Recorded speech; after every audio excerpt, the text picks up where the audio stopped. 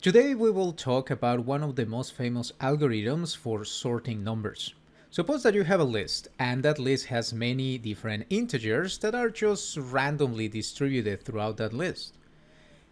There is multiple strategies that will allow you to pick one number and put it in its right position.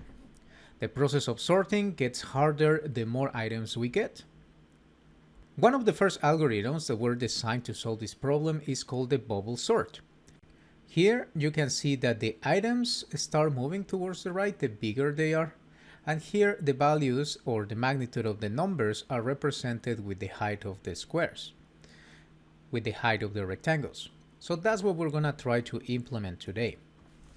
So here we have the different elements that make our list. For simplicity, we have used here the height of the rectangles as the only parameter that we use to sort.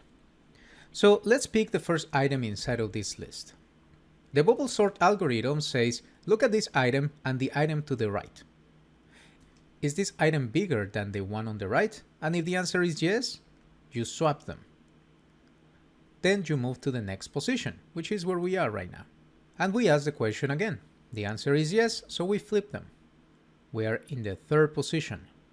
But this time, the value is not bigger than the neighbor on the right. What we do is to leave it as is, and then move to the next position, paying attention to the next rectangle that we have in the series. We repeat the process, and we swap. Again and again. Notice that one pass of this algorithm guarantees you to always have the tallest rectangle to the rightmost side of the screen in that particular iteration. In that way, any subsequent rectangles that we may find will end up piled towards the right, respecting the hierarchy that is found there. So, a question that we need to ask is, how many times do we need to run this algorithm? We could use a two-dimensional for system that goes for every single number for 7 times, which is the 7 bars that we have.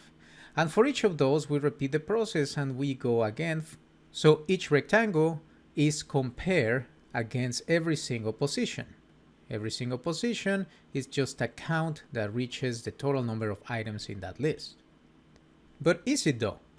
Because when we find the last item in the list, there is no way any of the other rectangles is now going to be bigger than this rectangle that we just processed.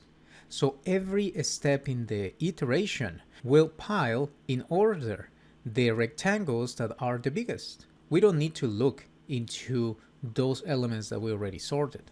So the list gets smaller. So this element I will be subtracting the total number of times that we look inside of the original list again. So we're going to have 7 minus I.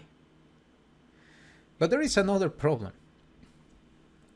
Because what we want is to always take the rectangle and look at the neighbor to the right. If this is index I, we're looking at the neighbor I plus 1. But look over here. If this value is I, there is no neighbor to the right. So we have a list index at a range. When I is equal to 0, 7 minus 0 will give us 7.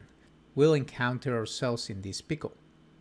What we do is starting the count with the number 1, or better yet, we can just subtract 1 more from I. That's it. Let's implement this algorithm using Python and Pygame.